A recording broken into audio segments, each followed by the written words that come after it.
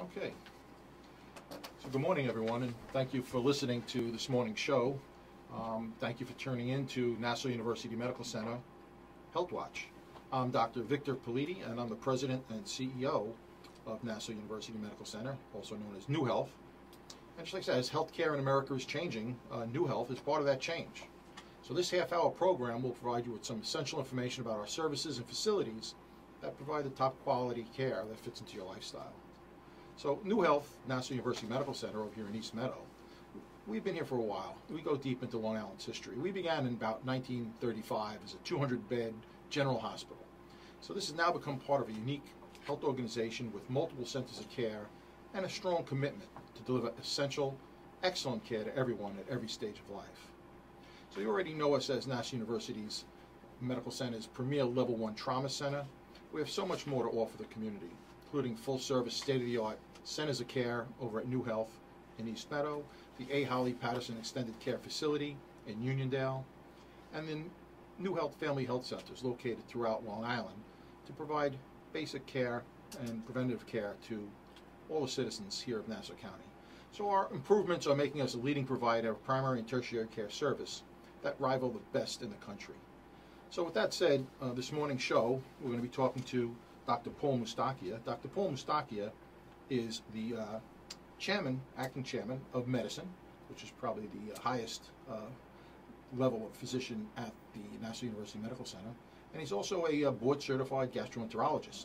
And we have a lot of questions to ask Paul, a lot of very important things to consider. But Paul, why don't you start off by just telling us a little bit about yourself and your background? Sure.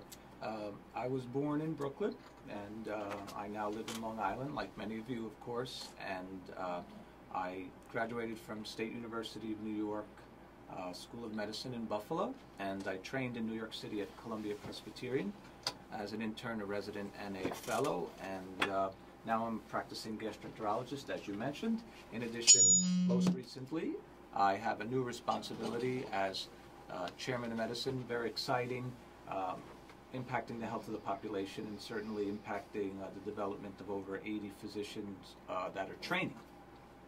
So as gastroenterologist, why don't you tell the listeners exactly what gastroenterology encompasses and what they could expect from a physician that is a gastroenterologist? So gastroenterology is a field where we focus on the digestive system, and that includes the food pipe, that includes the stomach, that includes the small intestine, the colon, the pancreas, and the liver. So we are seeing patients for a variety of concerns and ailments. So, I mean, that's a lot of different internal organs, and including the colon, and we're always concerned about illnesses, and that sounds like it's, probably the beginning of a lot of different ailments that we'd see in the hospital. I mean, whether you're talking about the stomach, you're talking about different types of ulcers, and gastritis, esophageal diseases, right down through the colon, and of course colon cancer everyone thinks about, but there's many other colonic diseases such as diverticulitis and other issues that might affect people. And then on top of that, you throw in the liver and you throw in the pancreas, and these organs are really essential to day-to-day lives. So what can you tell to the listenership about some of these different types of diseases and how we could maybe prevent us from having some horrible outcomes? I'm glad you said prevention, because that's the key, and we want to prevent you from getting ill. It starts with your diet and your behavior, of course. I don't think we talk enough about diet and behavior, but we all know that we should eat a well-balanced diet rich in vegetable and fruit and lean meats, and some individuals refer to that as the Mediterranean diet. It can also be described as a peasant diet. So in addition to eating right, because again, you are what you eat, you need to be physically active. Now, we don't necessarily need you to go out and get a gym membership or buy a new sweatsuit. You can simply walk outside for 30 to 40 minutes, 5 or so times a week, and if you eat right and you exercise, you're much less likely to get sick. Now, you might be saying, well, what does that have to do with my colon? What does that have to do with my intestines? Well, believe it or not, exercise has been shown to reduce the likelihood that you will develop colorectal cancer over your lifetime. In addition, as you know, what we eat can impact your liver, and your weight can impact your liver. So if you get too heavy, you may develop a very common ailment in the liver, more common in the 21st century than it ever was because of our obesity and overweight epidemic, something called non-alcoholic steatohepatitis. In other words, you accumulate too much fat in your liver, and that gets the liver inflamed and sick. So back to let's say what we talk about more with our patients regarding screening exams. So I think it's important to highlight colorectal cancer screening. Colorectal cancer is common in the United States. 1 in every 20 individuals will develop colorectal cancer over their lifetime. That's 5%. That's rather staggering if you think about it. Again, we can prevent colorectal cancer by eating right, by exercising, and by having your colon screened for precancerous polyps or lesions so that we can find them, remove them while we do a colonoscopy, and prevent the progression from a small benign tumor to a frank cancer. So that's interesting because a lot of people have a lot of anxiety about colonoscopy, and yet it is such a life-saving screening test. If we find these polyps early enough and remove them, they're precancerous, which means we could stop that polyp from becoming a full-blown colon cancer. But yet people are so concerned, they're afraid of it. And there's some guidelines that are basically talked about for colon screening. Could you go over some of the guidelines? Certainly. Who should have it? Certainly. And what it entail? Why are we all nervous about it? Okay, certainly. So first and foremost, patient safety is our primary goal. So we understand your anxiety. We want the exam to be safe. Also, we aim to quell your anxiety when we see you in the office by describing the risks, the benefits, the alternatives, asking any questions that you might have. We hope to provide an environment for you that is very comfortable. Our nurses are wonderful at our institution. Our doctors are exceptional. So again, this is quelling your anxiety, and when you start the exam, we invariably have an anesthesiologist who is also a physician, as you know, that is concerned about your safety, and we will monitor you closely throughout the procedure. An anesthesiologist, a gastroenterology physician, a nurse, and the patient monitoring you throughout. And most of the people say that the most difficult part of the exam is the preparation. Mm-hmm. Right. Once they get over that initial stage and have the exam is essentially viewed as the easy part. Mm-hmm. And again, we look directly in the colon and we remove polyps, precancerous tumors. A very powerful test, colonoscopy. Now, some individuals may never get over the anxiety and they don't want a colonoscopy. And it's up to us as physicians and nurses and educators to relay the message. Now, if you choose not to have colonoscopy, which is a life-saving procedure, colorectal cancer screening by colonoscopy has been shown not only to prevent colon cancer, and by the way, the incidence of colon cancer in the United States is falling because of our colorectal cancer screening efforts. It not only has been shown to prevent colorectal cancer, but it has also been shown to prevent death because of colorectal cancer. So you mentioned a few things, which I just want to touch over again. We understand the need for it. We understand that it's a life-saving screening test. If we catch it early enough, we can prevent colon cancer. How important that is, especially if you have a family history of cancer in your family. Key element you mentioned. Yeah, family history. Or if they see some bleeding after a void, after they go to the bathroom and they see blood either on the tissue or in the toilet, they should follow up with a physician to see it. So now here at National University Medical Center, it's a full hospital. We have operating rooms, we have anesthesiologists. God forbid something goes wrong, cardiology, everybody.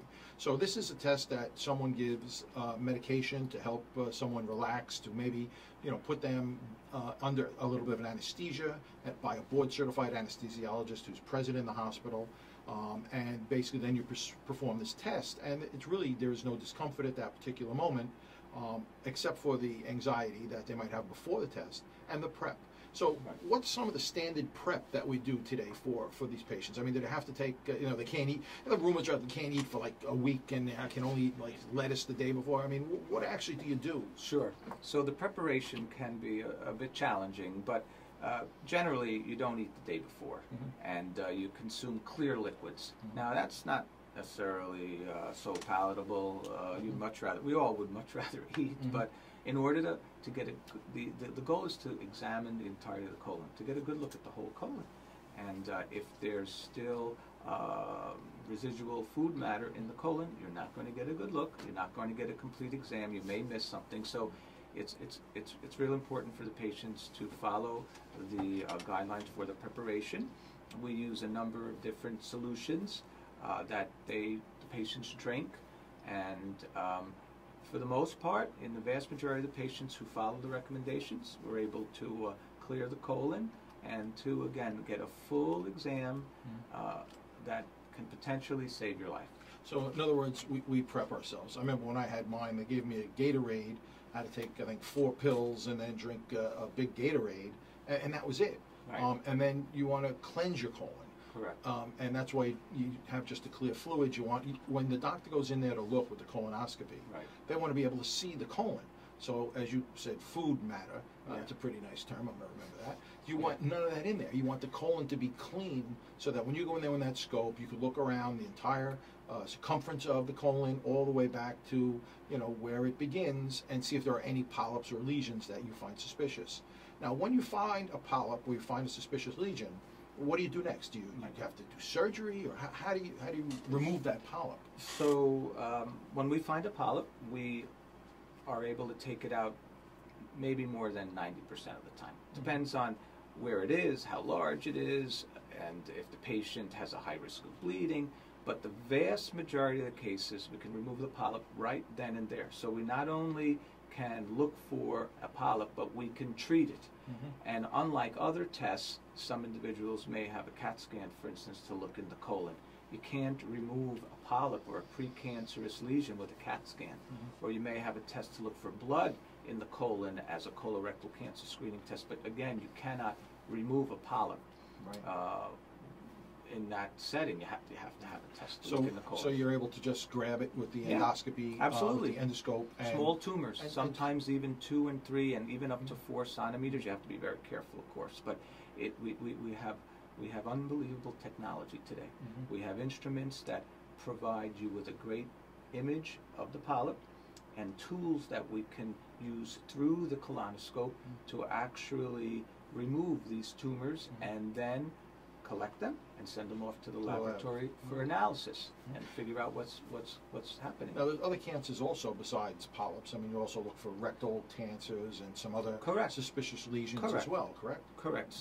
So if you have an alarm symptom, as you mentioned earlier, Dr. Politi, blood in the stool, you need to have that checked out. Now, certainly it could be something benign like hemorrhoids, or it could be something more significant, something more problematic. So the general population may have a 5% risk of colorectal cancer over their lifetime, but the population that has a family history of colorectal cancer, the population that has Crohn's disease in their colon, or ulcerative colitis, or has other cancers or cancer syndromes in their family, they may be at a higher risk of developing colorectal cancer. So those individuals may need to be screened, or may need to have their colon looked at before the age of 50. Rather than the standard age of 50 recommendation. And we must do hundreds of these screening colonoscopies a year at our facility. We do thousands, actually, at our facility, and we're very proud of our endoscopy unit. As I said earlier, we're very proud of the professionalism and the patient care and the performance of our nursing team, the physicians.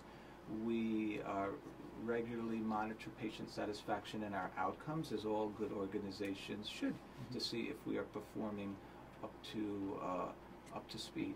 What age should people start getting these colonoscopies? At the very latest, the age of 50. Now, there are some groups, again, as I mentioned earlier, that may be at greater risk for colorectal cancer, and they may need to be screened earlier. There's an interesting discussion in the gastroenterology community now about the risk of colorectal cancer in individuals of African American descent. So, race impacts your health. What do I mean by that? I'm a middle-aged white man, and I'm at greater risk of cancer of my food pipe, and we can talk about that later if you like, than an African-American man. Now, an African-American man or woman may be at greater risk, it seems, of colorectal cancer than a Caucasian individual. So, some organizations recommend that African Americans are screened at the age of 45, not at the age of 50. Again, based simply on race alone.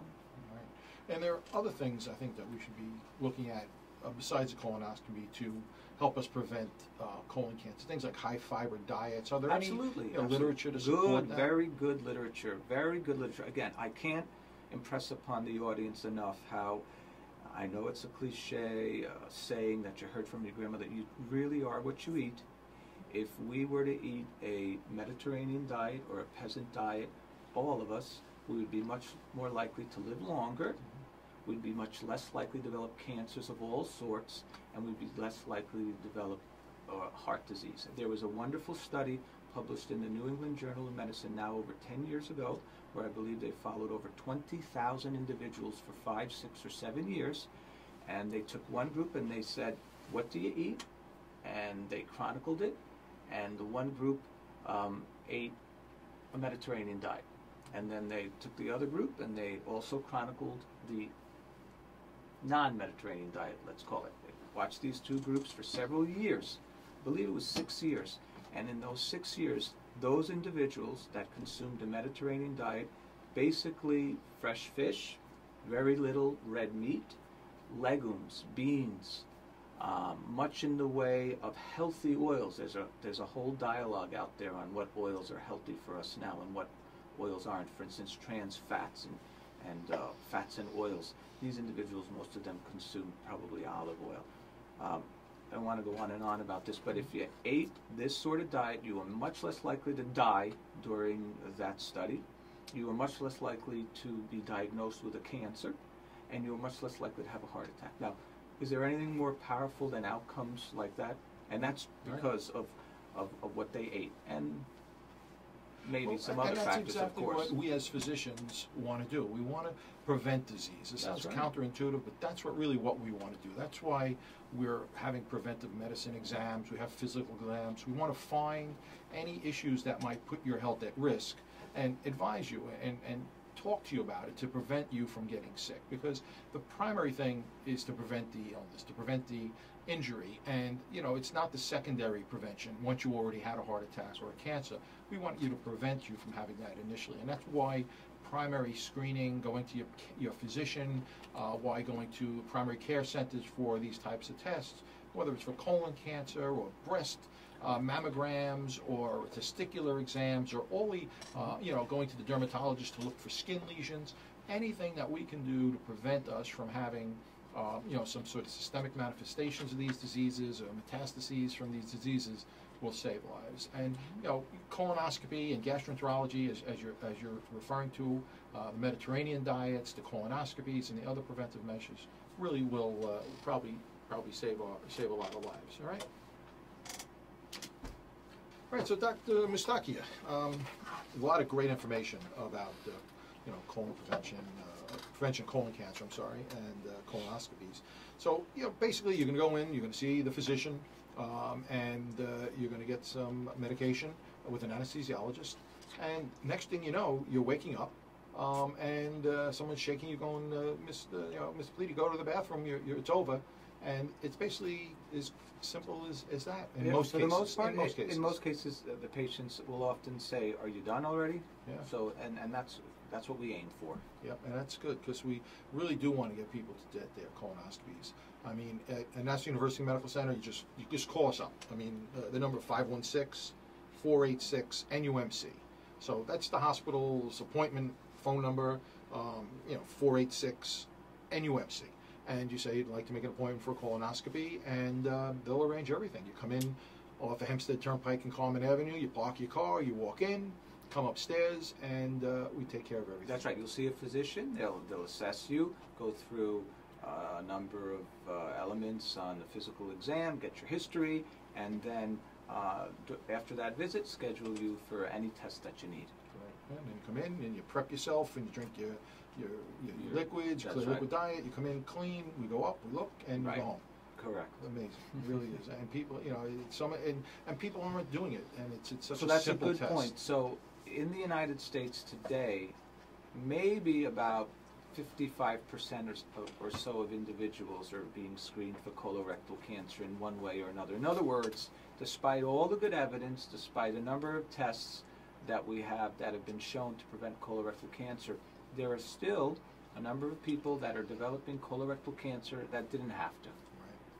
So we talked a lot about the colon. We Right. talked a lot about the lower GI system. How about the upper GI system, endoscopy? When instead of going through the rectum and the anus to look at the colon, where we go through the mouth and we look at the esophagus and the stomach. And why don't you tell us a little bit about what upper endoscopy is about? Sure. So upper endoscopy, again, similar in that you use a small flexible tube that has a camera and a light source, and you're able to place that tube inside the body. And endoscopy, the patient essentially swallows the tube while they're asleep. Again, they don't feel anything. They wake up. We can inspect the food pipe. We can inspect the stomach. We can inspect the first part of the small intestine. Abdominal pain is very common in our society. Acid reflux is very common. It may be linked to our obesity epidemic. Acid reflux is more common in individuals as they gain weight. And we can evaluate for ulcers in the stomach, ulcers in the food pipe. We can evaluate for infections in the stomach, a gastritis, a H. pylori gastritis. We can evaluate for tumors. So it's another test that, again, is very low risk. Under the care of an anesthesiologist, we look in the food pipe in the stomach and we can assess for a number of different diseases and get you an answer. And also, at times, we can remove small tumors or sample, biopsy the stomach and looking for other And we see problems. that this is very, very prevalent in the community. I mean, you just look at all the different types of medication that's out there for gastric esophageal reflux disease, GERD, there's the H2 blockers, there's the proton pump inhibitors. There are all these medications to calm the stomach down, whether you're taking some pill by your mouth or some medication to decrease the acid secretion and all that types of reflux disease. And so we know that's really prevalent, but and it's usually a benign illness, but there is a dark side to that, and there's some cancers and some sort of hidden diseases that really need to be seen by a gastroenterologist. So why don't you just tell us a little bit about the more serious cases that we really should follow up with? Correct. So long-standing acid reflux, or long-standing GERD, agita, as some people say out there, can lead to damage to the surface of the food pipe. Over time, that damage, when it's chronic, can transform into a precancerous problem, and that is described as Barrett's esophagus. And over time, that Barrett's esophagus can transform into a cancer. So long-standing acid reflux can lead to damage to the esophagus and cancer, and that can potentially be prevented by endoscopy, in that we identify the problem and we treat it before you make your way from chronic inflammation to cancer. So there's lots of over-the-counter medication. Most people are self-treating themselves Yes, by yeah. going to the pharmacy and buying this medication, and it calms it down, but they're not getting to the root of the problem. Correct. Again, it's back to diet and behavior. Right. So obesity is associated with a higher risk of cancer of the food pipe. Right. Because if you're heavy or heavier than you should be, you're more likely to reflux. And again, what are you refluxing? Acid, and sometimes bile, and you're refluxing, and reflux again means that liquid from the stomach makes its way into the food pipe, and that is damaging the lining. And over time, the chronic injury can lead to a cancer. So if we were not as heavy, back again to prevention, that has to be the theme in medicine, because as you and I know, if we ate better, if we exercised, if we didn't smoke, and if we didn't drink too much, we would probably save so many lives. So while we're talking about upper GI illnesses, you mentioned two really important things just there: smoking and alcohol. So is smoking or alcohol play a role in these types of illnesses? Correct. So smoking and alcohol place you at greater risk for a form of cancer of the food pipe as well. Now it's a different form of cancer of the food pipe, sort of surprisingly, than the cancer that you get with chronic acid reflux, but nevertheless it places you at risk. And so what do we need to tell our patients, and what do some people need to tell themselves? Stop smoking.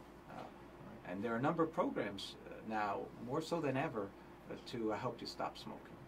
And alcohol. Alcohol, as being a gastroenterologist, sort of affects multiple areas of your specialty besides just the stomach and the esophagus. You know, the liver is sort of the primary target of alcohol. And how are we handling that today? What's going on? So, with that? just to step back a bit, we have a number of training programs at Nassau University Medical Center. We train over 250 young physicians in various specialties, whether it's internal medicine, whether it's surgery, whether it's PM&R, and then we also train them to be advanced specialists in gastroenterology, endocrinology, nephrology. And one of the topics that you must cover with all the trainees is alcohol, because there are so many misconceptions about alcohol. Alcohol is commonly used, as you know. There are multiple forms of alcohol abuse, from drinking alcohol regularly and daily to binging, both of which can lead to bad outcomes. And so in general, no one should consume more than 1 serving of alcohol a day on average. And some individuals would contend that women may be at greater risk of alcohol-related disease, even if they consumed 1 serving or maybe less than 1 serving a day. So again, race can affect your outcome, gender as well. Now, the paradox is, and I'm not telling anybody to start drinking. That is not the message here. The paradox is that there is good evidence, and again, we have to practice evidence-based medicine. We have to look at the data. We can't just come up with these things out of the blue. The evidence indicates that if you consume a serving of alcohol a day, and the serving is 5 ounces of wine, 12 ounces of beer, or 1.5 ounces of hard liquor, that you may actually live longer and may be much less likely to die of cardiovascular disease. Now, again, audience, please, I'm not telling anybody to start drinking, and I'm telling women to be particularly careful with any alcohol consumption. Well, you're just quoting a study. Yeah, but this is what's out there. But the majority of individuals that we see out there with alcohol-related liver disease and alcohol-related pancreatic disease and problems with their balance and problems with thinking through complex problems, they are individuals that are abusing alcohol more than 2 servings a day. And so we have to be cautious when alcohol is consumed in any drugs, especially. Yes, that has to be the message. People who have liver disease, people who are taking high doses of certain types of medications like acetaminophen. Correct. That has to be the message. Let's again. I just want to reiterate, because the last thing I want is people to think I'm advocating for alcohol. No, sure. So I just mentioned acetaminophen, right? And alcohol use. There's some talk in the literature about that sure, as absolutely. well. Is that contradicted? Should it be? It should be avoided. Right. So Tylenol is acetaminophen, as you know, and we know that individuals consume a lot of painkillers out there, whether it's aspirin, ibuprofen, Advil, Tylenol, and some of these medicines, although available over the counter, although rather safe, if you take too much of it, or too much of them, Tylenol in particular with alcohol, you run a risk of your liver getting very, very sick very quickly. So, again, the message is, if you are drinking alcohol regularly, in excess of a serving a day, and you take Tylenol regularly, you are at great risk of acute liver injury or acute liver failure. Which is something that you need to speak to your doctor about that. Speak to your physician and talk about that as well. So we spoke a lot about that, and we can actually talk a whole show about just liver diseases and issues, cirrhosis and hepatitis, etc. That's right. But we're running towards the end of the show, and I want to talk about something that's really important, and that's obesity, childhood obesity in particular, and its effect on their overall health. So why don't you talk to us a little bit about obesity in gastroenterology? Okay, so obesity is quite complex. I'm going to make it short and sweet. We need to train our children to eat properly, the Mediterranean diet, or something like the Mediterranean diet, and we need to train our children to be physically active so that they turn into healthy adults. Right. So many children today are playing with video games, and they're really not getting out there doing sports, and so we'll do that. All right. So I just want to thank everyone for listening today. I hope you're walking away from here with some more knowledge about gastroenterology and about Nassau University Medical Center. I mean, we're here for you. We're right there on Hempstead Turnpike, East Meadow. We've got the state-of-the-art facility, the top docs. We're here for you.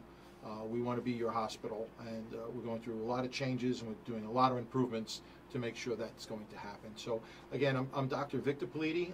You're here listening to Nassau University Medical Center Health Watch. We're on Saturday mornings at 7 a.m., I believe, and so we're looking forward to hearing or for you listening to us again. So have a great week. Thank you.